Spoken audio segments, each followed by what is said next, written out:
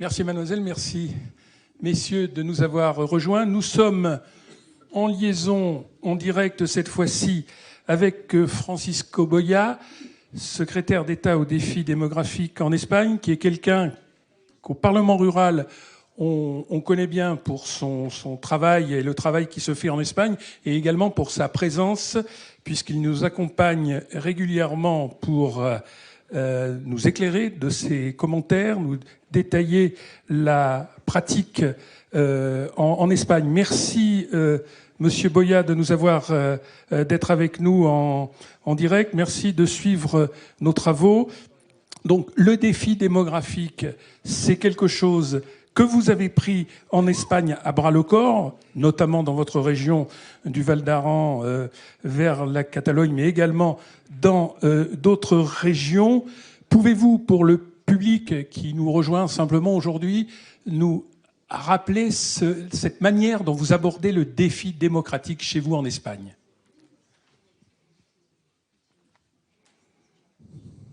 Le défi démographique. Bonjour à tous et toutes. Je voudrais d'abord remercier énormément cette invitation et faire partie de cette séminaire. Je vais essayer de faire mes explications en français. Je m'excuse aussi pour avoir quelques limitations dans la langue.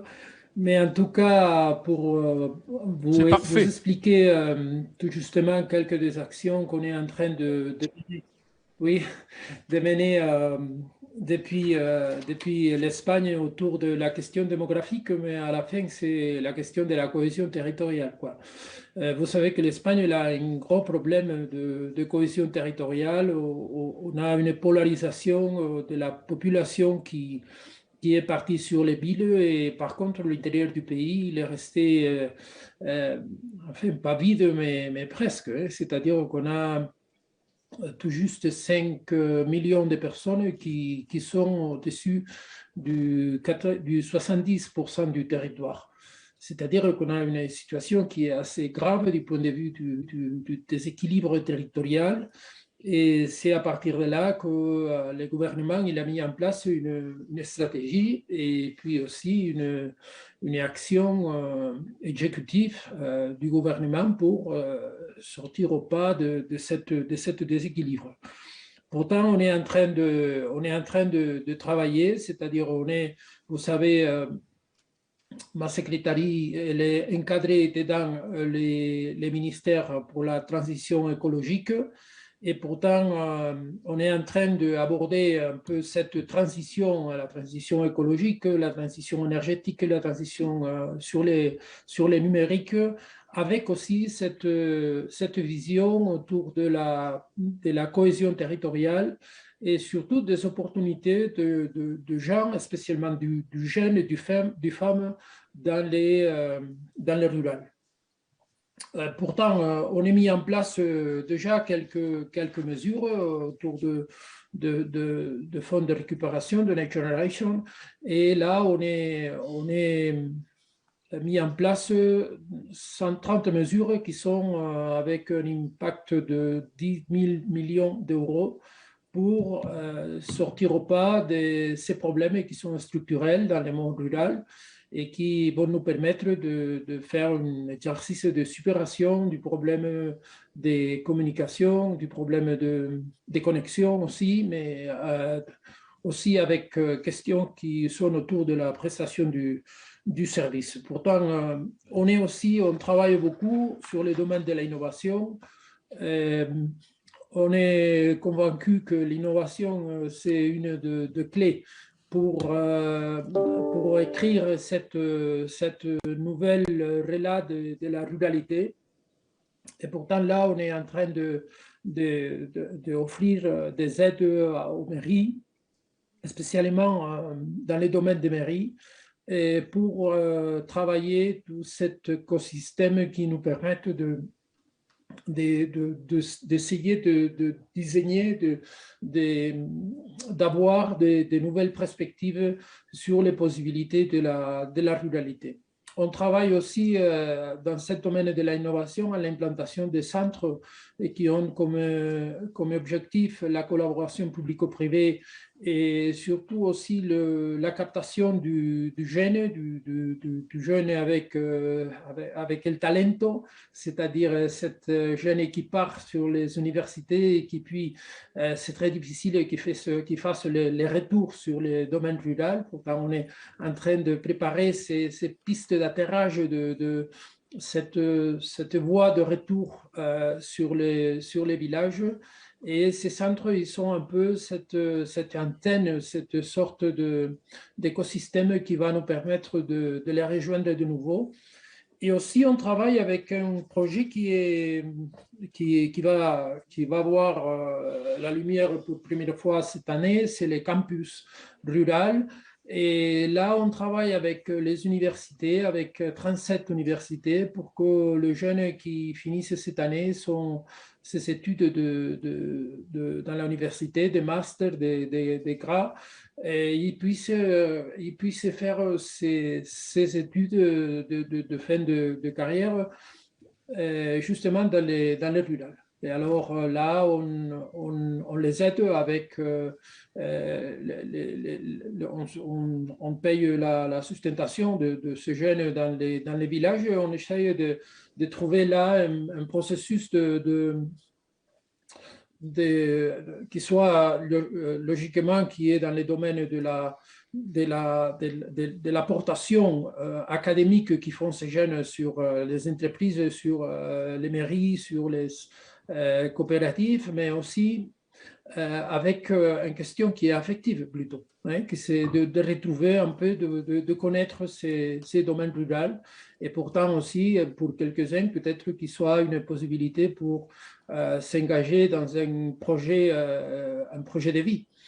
Et pourtant, bon, un peu de manière brève, c'est ça qu'on est en train de travailler maintenant et puis aussi peut-être faire encore une idée autour de la gouvernabilité de la gouvernance de tout ce processus, parce que là, c'est vrai qu'on a pas mal de difficultés, c'est complexe, il faut travailler ensemble avec toutes les institutions. En Espagne, vous savez qu'il y a une déconcentration du point de vue des compétences qui sont sur les régions, sur les communautés autonomes, et pourtant, il faut tenir tous ces domaines administratifs bien en compte et bien alignés bien en ligne pour travailler tous ensemble et pas avoir dispersion. Monsieur Boya, une question. L'un de vos efforts porte sur aller au plus près des populations et des gens qui viennent dans ces villages et qui souvent repartent, ce qu'on appelle la population flottante. L'un de vos efforts, c'est essayer de la connaître pour la saisir et la faire rester dans ces territoires.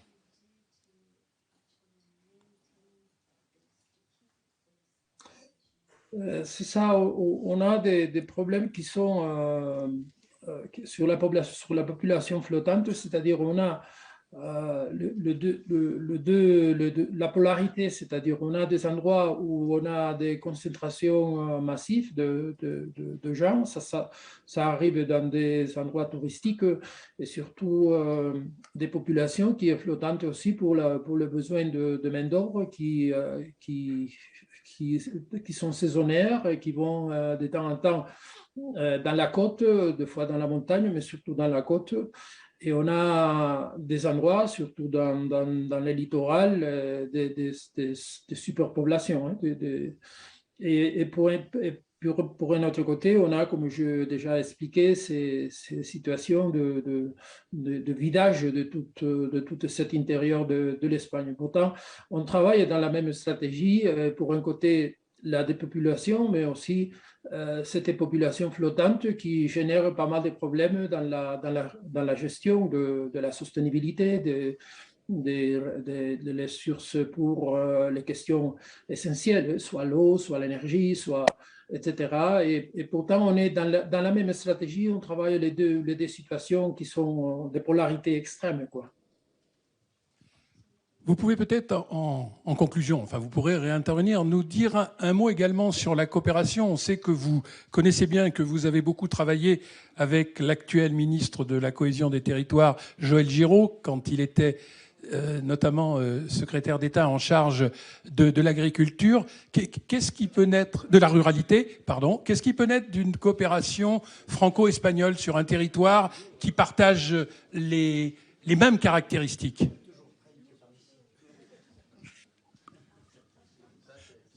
Ouais, là c'est bon, voilà. Oui, on croit que tournée vraiment, générale. Avec Joël Giraud, avec oui. Oui, je disais, non, c'est pas vous. Je disais de cette coopération franco-espagnole, de ce que vous avez fait, vos échanges, vos visites sur le terrain avec Joël Giraud.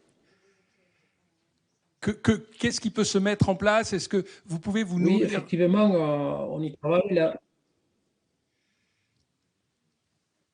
Oui, on y travaille là-dessus. C'est vrai que l'Espagne, avec le Portugal, il a développé déjà pendant ces dernières années une stratégie de coopération dans la frontière transfrontalière. C'est-à-dire, c'est vrai qu'avec le Portugal, on a une grande extension de frontières. En plus, c'est un territoire qui est spécialement frappé par la dépopulation.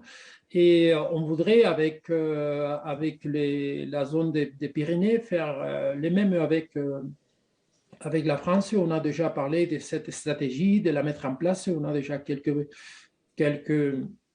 papiers qui sont faits autour de cette possibilité. On croit que vraiment la coopération, c'est-à-dire les contextes frontières, il faut qu'on trouve la façon de les travailler ensemble et surtout de mettre en place une idée que c'est la proximité des services pour les citoyens. C'est-à-dire la question, ce n'est pas une frontière administrative, une frontière politique, c'est de trouver avec la prestation des services, la coopération entre les territoires, des manières de trouver des solutions les problèmes de la dépopulation et surtout de l'activation des territoires pour qu'ils soient des territoires plus compétitifs et capables de donner des opportunités aux hommes et femmes qui ont voulu rester habiter dans cette montagne, dans ces cas, parce que c'est dans les Pyrénées.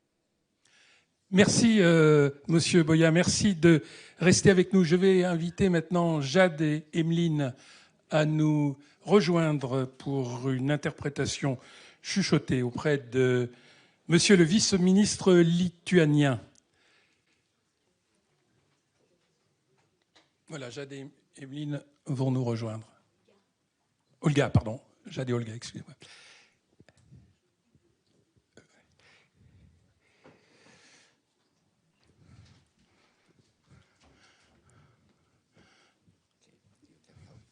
Alors, M. Giedrotis a 48 ans, il est vice-ministre de l'Agriculture.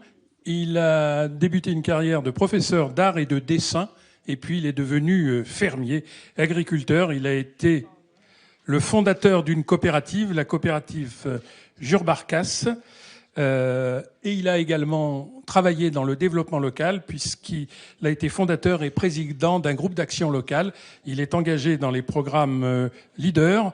Peut-être de son passé d'enseignant, il a gardé un intérêt pour la formation parce qu'il travaille sur les écoles rurales. Il préside même une fondation sur ce plan-là. Voilà, et on le remercie, Monsieur le vice-ministre, d'être avec nous. Première question, Monsieur Giedretis.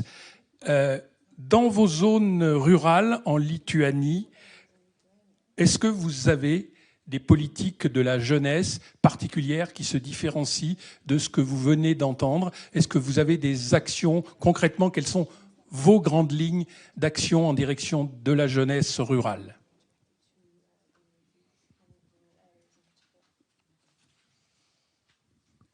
It works, yes.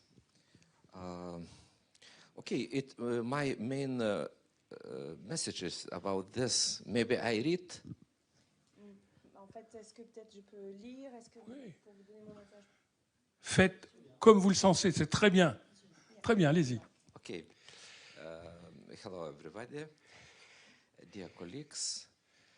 The problem of generation renewal in rural areas is well known across Europe.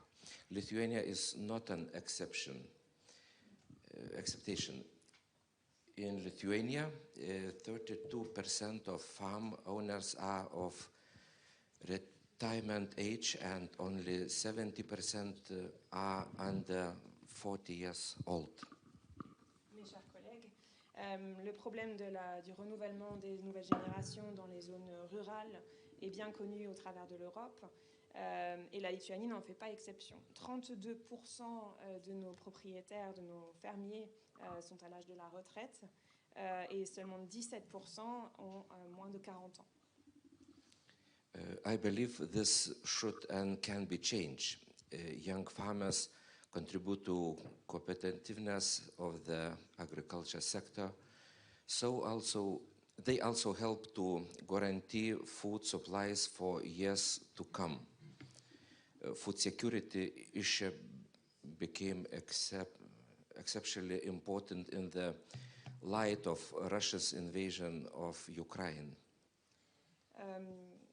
Et je pense que cela devrait et doit être changé à l'avenir. Nos fermiers, nos jeunes fermiers contribuent à la compétitivité du secteur de l'agriculture. Ils aident également à fournir, bien entendu, l'alimentation pour les années à venir de notre population. Et la question de la sécurité alimentaire devient particulièrement importante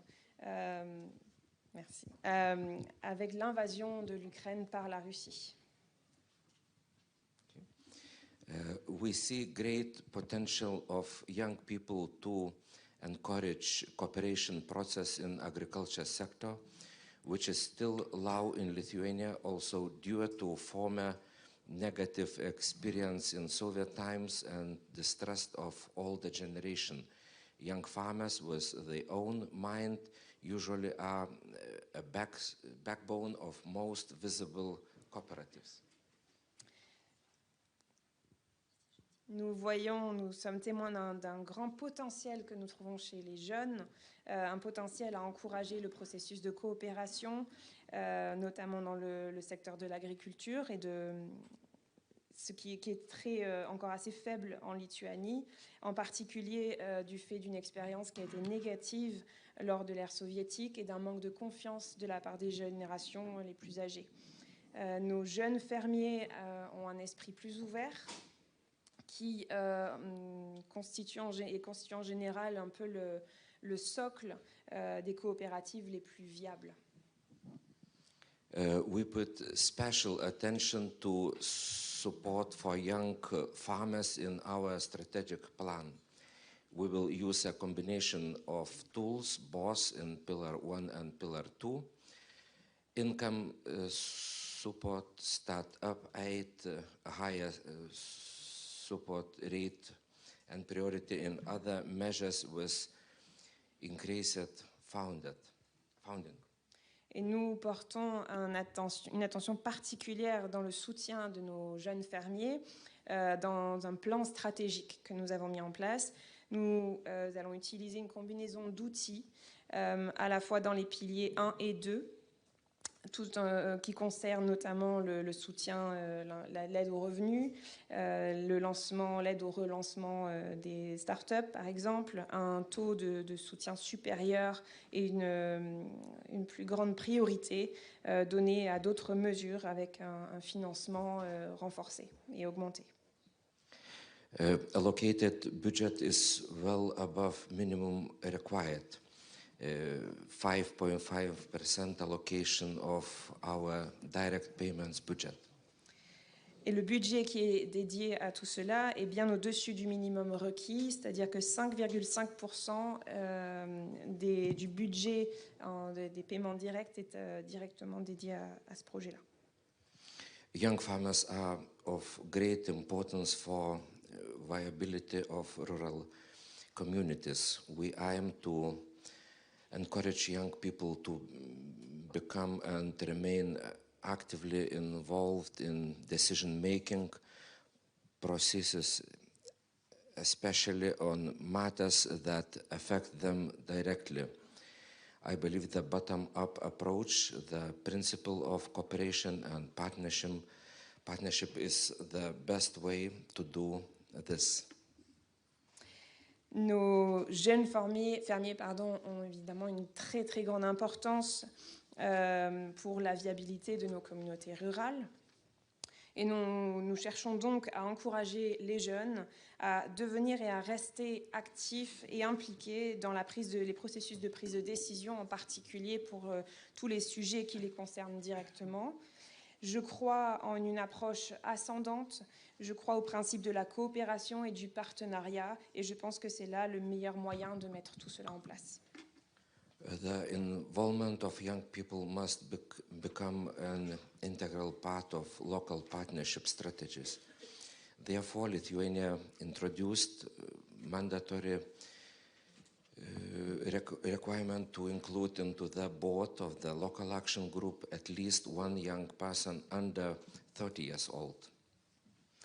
L'implication des jeunes doit devenir une partie intégrante des stratégies de partenariat local. Et donc, la Lituanie a mis en place une exigence obligatoire d'inclure dans le conseil du groupe d'action locale au moins un jeune de moins de 30 ans.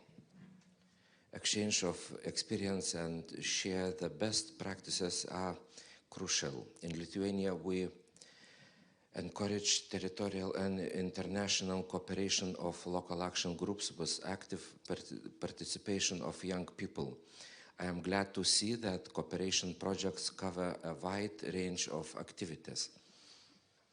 L'échange d'expériences et le partage des meilleures pratiques sont vraiment cruciaux. En Lituanie, nous encourageons la coopération territoriale et internationale des groupes d'action locale avec une participation active des jeunes.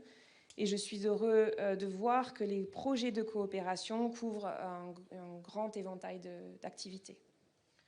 To mention some of them, development of business knowledge and skills, digital technologies, smart villages, short food supply chain, culinary heritage, etc. Et pour n'en mentionner que quelques-uns, les connaissances et les compétences en matière d'entreprise, donc développer toutes ces connaissances, développer les technologies numériques, développer les villages intelligents, développer les chaînes d'approvisionnement courts. Merci. Dans tout ce qui est alimentaire, de même que le développement de l'héritage culinaire, par exemple. Issues related to young farmers and other people living in rural areas cannot be solved solely by the CAP. Other EU funds should also play a role to develop basic services and infrastructure, connectivity and digital technologies in order to attract young people to stay in rural areas.